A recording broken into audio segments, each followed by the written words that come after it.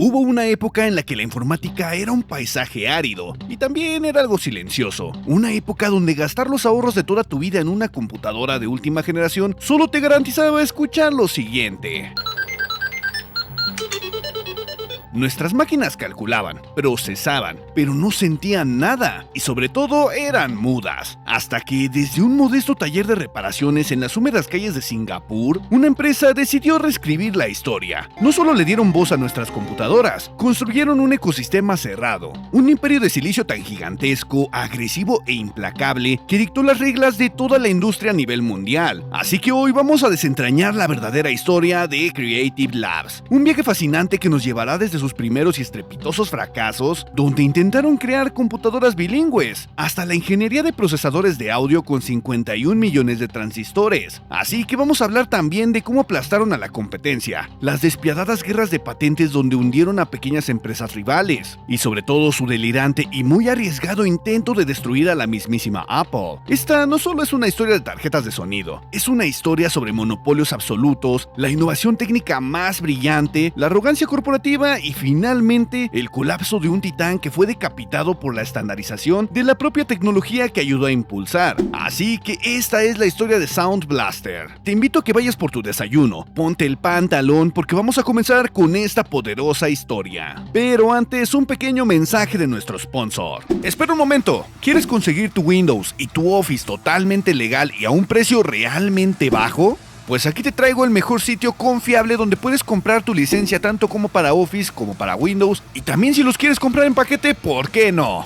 Porque aquí vas a poder conseguir desde el mismísimo Office 2016 Professional Plus hasta el Office 2024 Home. Y déjame decirte que no tienes nada de qué preocuparte, porque te los traigo con un descuento del 62%. Y si te preguntas qué hay para activar tu Windows, pues vas a poder encontrar desde la licencia de Windows 10 Home hasta la de Windows 11 Pro. Y no solo eso, porque no voy a permitir que te comas el precio completo y te traigo un descuento del 50% para tu licencia de Windows. Y como bien te lo dije, si quieres combinar y comprar tanto como Office como Windows 11, también están en descuento del 62%. Así que corre y compra tus licencias.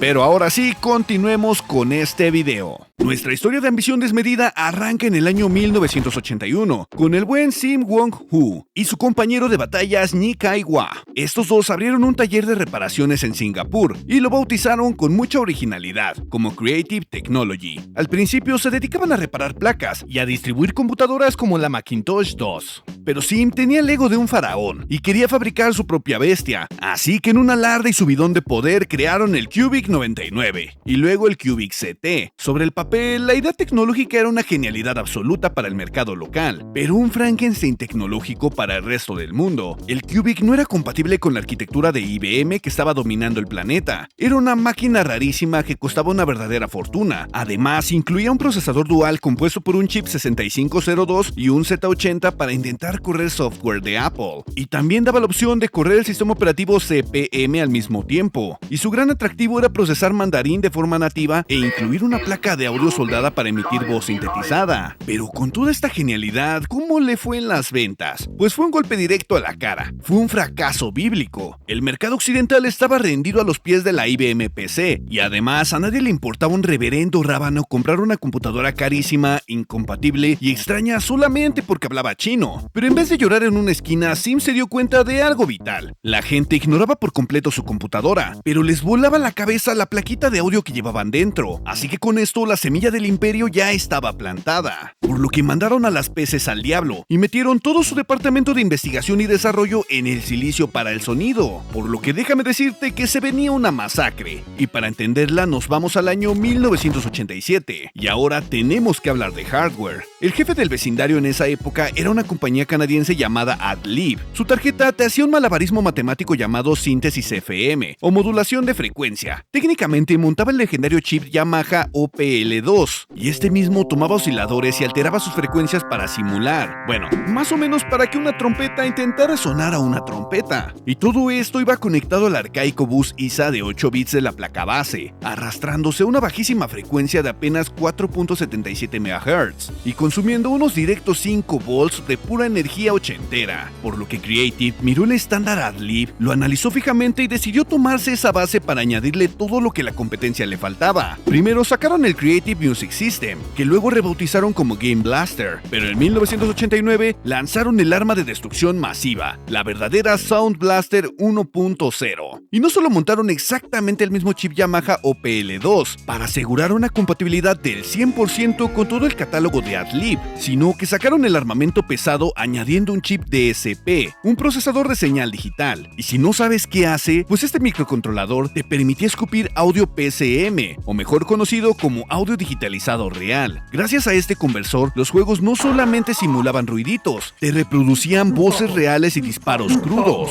Por lo que si querías jugar a Doom, al Duke Nukem 3D o al primer Quake y sentir cada escopetazo en el pecho, tener una de estas tarjetas en tu gabinete era un requisito indispensable. Y a mediados de los años 90, prácticamente cualquier juego de PC venía preparado para Sound Blaster. Y para muchos desarrolladores, darle soporte a esta tarjeta no era una opción, era una obligación, una ley escrita en piedra por si querías vender tu software. Mientras tanto, Adlib, incapaz de poder competir contra esta superioridad técnica y el feroz marketing de Creative, se fueron directamente a la quiebra en el año 1992. Así que ya entrados en los gloriosos años 90, Creative era el dueño absoluto del mercado y lanzan la Sound Blaster 16. Esta tenía verdadera calidad de CD, estéreo de 16 bits y todo sonaba increíble. I'm thirsty.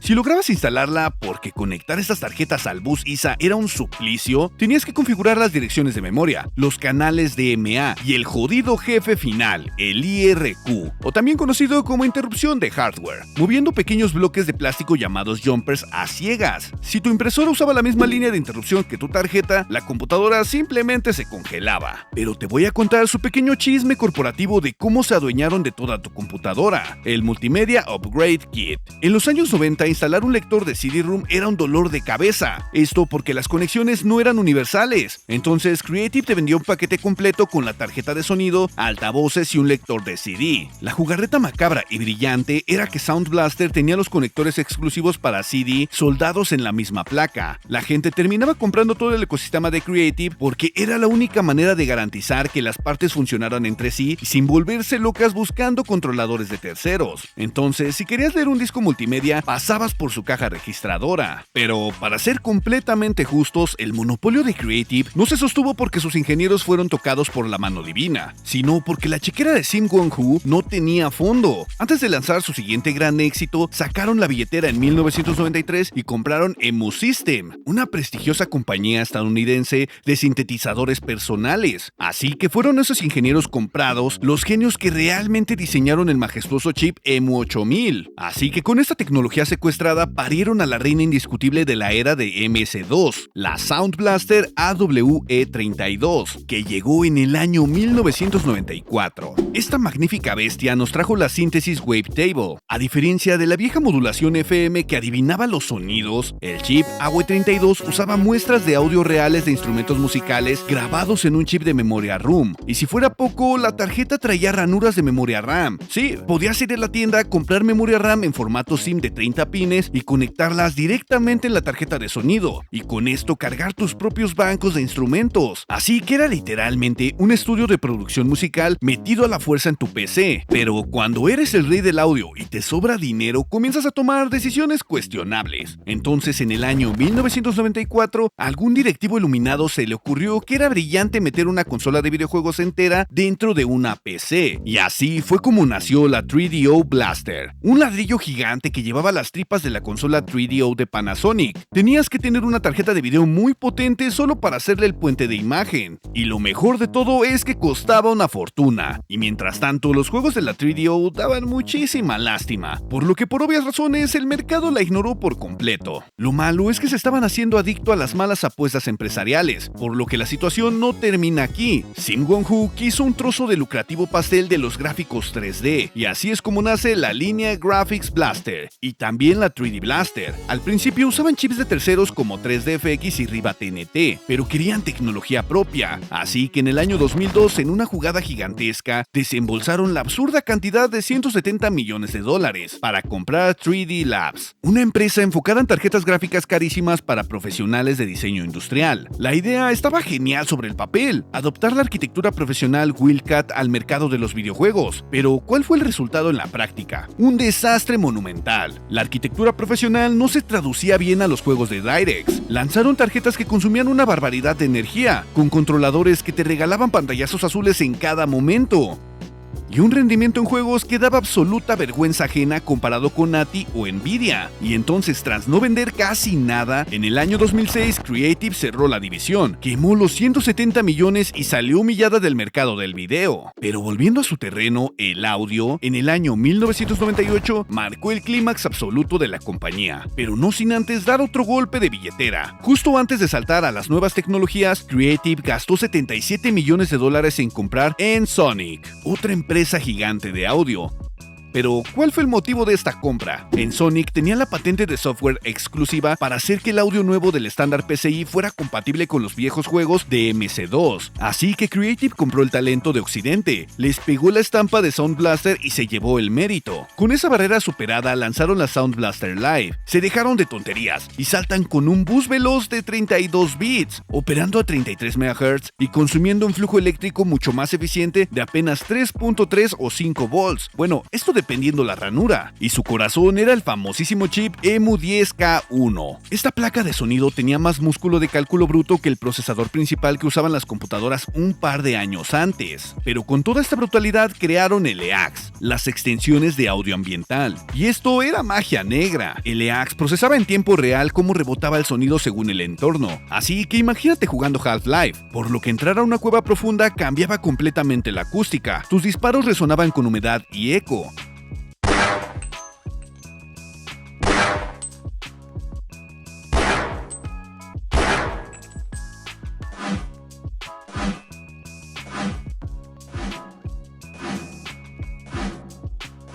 Si te metías en un pasillo metálico en un Real Tournament, el sonido era claustrofóbico, así que te llevaban a una inmersión total. Pero aquí es donde viene la parte más turbia de su historia legal. Les presento a Aureal Semiconductor. Estos tipos eran una empresa pequeña que había creado la tecnología rival A3D, y siendo totalmente honestos, el A3D les daba 1000 vueltas al EAX de Creative, porque tiraba rayos matemáticos físicos, algo así como el Ray Tracing pero en audio, y todo esto para calcular el sonido basándose en la geometría real del mapa en 3D. Aureal les estaba comiendo el mercado y Creative entraría en pánico. Iniciaron una guerra legal agresiva y desgastante por una supuesta infracción de patentes. Y aquí es donde entra el giro irónico. El juez le dio la razón a Aureal y sentenció que no habían copiado absolutamente nada. Pero la justicia corporativa no es barata. Los honorarios de los costos de abogados terminaron debilitando tan gravemente a Aureal que se fueron a la quiebra. Entonces, ¿qué haría Creative? Fue con todo el cinismo a la subasta de bancarrota y compró los restos de Aureal, y lo peor de todo es que lo hizo por unos cuantos centavos. Absorbió las patentes del A3D y las enterró en el desierto para que su EAX reinara sin competencia. Una jugada de ajedrez corporativa absolutamente despiadada. Pero vámonos a principios de los años 2000. Estos tipos estaban intratables, lanzando las míticas Creative Webcam y los periféricos delirantes como el Creative Prodi Keys, un teclado de computadora que escondía un teclado de piano MIDI completo debajo del reposamuñecas. Imagínate rellenando un documento de texto y de repente ponerte a tocar Beethoven en la oficina. Pero la realidad de este producto es que fue un fracaso, por lo que su ego estalló al entrar al mercado de los reproductores portátiles. Mucho antes que el iPod apareciera, en el año 1999 lanzaron la línea Nomad, y en el año 2000 sacaron el Nomad Jukebox, un aparato del tamaño de un reproductor de CD que era un ladrillo pesado porque llevaba dentro un disco duro mecánico de computadora portátil de tan solo 6 GB. Te permitía llevar 1000 canciones MP3 consumiendo baterías como un demente. Esta línea mutó a los reproductores Creative Zen, y Sim Wong-Hu, en un arranque de locura, le declaró la guerra públicamente a Apple, pero sin duda perdieron la batalla de forma monumental, simplemente porque el iPod tenía iTunes y la icónica rueda táctil. Pero al menos en el año 2006 demandaron a Apple por una patente de menús y lograron sacarle $100 millones.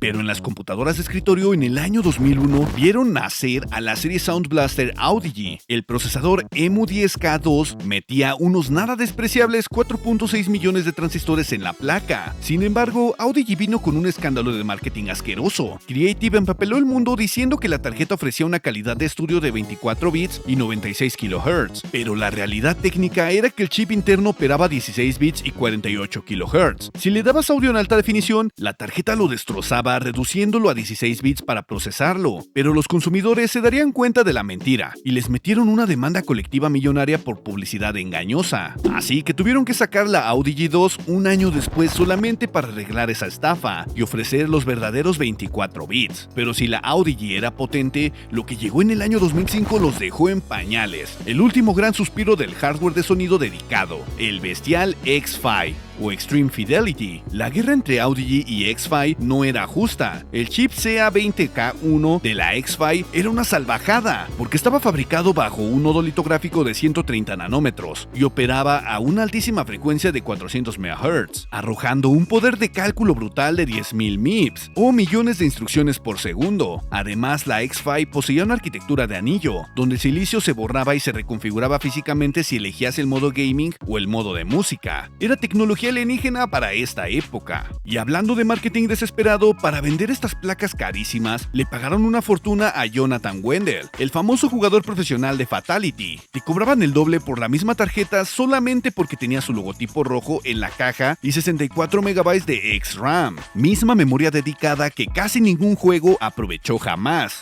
Y como cereza sobre el pastel de los gastos estúpidos, en el año 2009 nos deleitaron con la C-Labs, anunciando un teléfono inteligente C-Trinity que nadie vio jamás en las tiendas, pero el cual fue mal vendido a Intel por unos tristes 50 millones en el año 2012. Pero hablemos de la ironía más grande de toda la historia. Creative había derrotado a Sleep, robaron a EMU, sobrevivieron a Apple, enterraron a Aureal y acapararon el mercado, pero no estaban preparados para un enemigo mucho más peligroso, una placa madre que incluía sonido gratis. A mediados de los años 2000, los fabricantes comenzaron a soldar los infames chips de Realtek. Sí, los chips del cangrejito que te daban sonido, pero sonaban mejor que tu flamante X-Fi, ni de broma. Pero la estandarización masiva y lo gratuito les ganaron la partida. El sonido ya estaba ahí incluido. Y el clavo final del ataúd lo puso Microsoft en el año 2007 cuando lanzaron el mismísimo Windows Vista. Hay que recordar que este sistema operativo tenía sus problemas, y para que no lo pudieran destrozar por fallas en los controladores de terceros, Microsoft les reescribió todo el código del modelo de audio. Eliminaron por completo el soporte de aceleración de audio por hardware, esto desde el núcleo del sistema, aniquilando por completo la API Direct Sound 3D. Las tarjetas perdieron la función de procesar los efectos 3D por hardware, eliminando lo único que justificaba pagar su altísimo precio. Y para parchar este desastre técnico, Creative creó un software llamado Alchemy. Este programa interceptaba las llamadas de sonido viejo y las traducía al instante a la API OpenAL, devolviendo los efectos especiales en Vista. Pero aquí también viene la verdadera bajeza corporativa. Creative lanzó Alchemy gratis para los que habían comprado la nueva X-Fi, pero les dijo a los usuarios de las antiguas Audigy que si querían el software para que su tarjeta no fuera un pisapapeles inútil, tenían que pagarles $9.99, un chantaje y una obsolescencia programada descarada que por supuesto enfureció al internet. Pero no contaban con la aparición de un usuario heroico, un modder conocido simplemente como Daniel K. Tomaría los archivos y, trabajando gratis desde su habitación, lanzaría los controladores modificados no oficiales para que hicieran funcionar mágicamente las tarjetas viejas en Vista, con todas sus características reactivadas. Pero, ¿qué haría Creative Labs? Al ver este salvador, en lugar de darle las gracias, enviaron a sus abogados, amenazaron a Daniel K. con llevarlo a los tribunales por alterar su propiedad intelectual, y lo banearon de sus plataformas. La comunidad entera del PC explotó en una furia absoluta. La imagen de Creative quedó manchada de por vida, demostrando que estaban dispuestos a pisotear a sus propios consumidores para exprimirles hasta el último centavo. Así que este gigante prácticamente se volvió pequeño. Al final del día, es fácil apuntar con el dedo y también juzgar a Creative Labs por su arrogancia. Es dolorosamente sencillo recordar sus errores, el chantaje de los controladores de Windows Vista, la vergonzosa persecución legal contra Daniel K., las tácticas de marketing que rozaban la estafa o el hambre corporativa que los llevó a hundir a gigantes y pequeños por igual. Fueron sin duda los tiranos de su propia era, un monopolio embriagado de poder que no supo ver que el futuro, silencioso y estandarizado, los estaba alcanzando. Pero si logramos mirar más allá de los expedientes judiciales y de los tropiezos empresariales, la historia de la informática nos exige detenernos y mirar a Creative con un profundo sentimiento de empatía. Sim Won-Hu y sus ingenieros no solo soldaban componentes en placas de resina, ellos nos dieron la capacidad de la inmersión. Tomaron una fría y gris calculadora de escritorio y le otorgaron un alma sonora, convirtiéndola en el epicentro del entretenimiento multimedia en nuestros hogares. Si alguna vez sentiste un auténtico escalofrío al escuchar un disparo resonar en los pasillos oscuros de un videojuego clásico, o si descubriste la música digital ordenando tu biblioteca en Winamp durante largas madrugadas, o incluso si lograste sumergirte en mundos de fantasía gracias a un sonido ambiental perfecto, gran parte de ese mérito, de esa magia fue gracias a ellos. Hay que reconocer que Creative Labs pavimentó a punta de esfuerzo e innovación el camino para absolutamente todo lo que hoy damos por sentado en el ecosistema del PC. Su legado no solamente es una pila de plástico amarillenta y chips obsoletos en las vitrinas de los museos de la nostalgia. Su legado es haber sido los arquitectos de una industria que aprendió a escuchar. Hoy en día, Creative ya no es el rey del mundo, es solo un eco distante en la memoria colectiva. Una empresa que simplemente sigue fabricando amplificadores y DACs para un nicho muy reducido de audiófilos. Pero en el gran libro del hardware y la tecnología, Creative siempre tendrá asegurado un capítulo dorado e imborrable, porque fueron ellos, con todas sus virtudes y todos sus defectos, los primeros en enseñarnos que una computadora, además de procesar fríos datos y algoritmos, también era capaz de hacernos sentir. Así que al menos tenemos algo que agradecerles. Pero antes de que te vayas, quiero mencionarte que abrí un apartado de membresías, así que te invito a verlo y si quieres ayudarme, te agradezco de corazón que te unas a esta comunidad. Y si te gustaría saber de algún tema en especial, de algún procesador, puedes hacérmelo saber igual en la caja de comentarios. Estoy pensando en abrir un apartado de encuestas, donde ustedes mismos elijan el próximo tema del video. Así que si estás escuchando esto, estate atento a las encuestas, porque estaré dejando 3 opciones para el próximo video en la próxima encuesta del canal. Te invito a darle like al Hyper y a suscribirte. También a seguirme en mis redes sociales, las cuales estarás viendo en pantalla. Y si quieres apoyarme con un super, claro que puedes hacerlo. Te dejo en pantalla cómo hacerlo. Así que yo soy Alan, el gamer desempleado, y nos veremos en el próximo capítulo.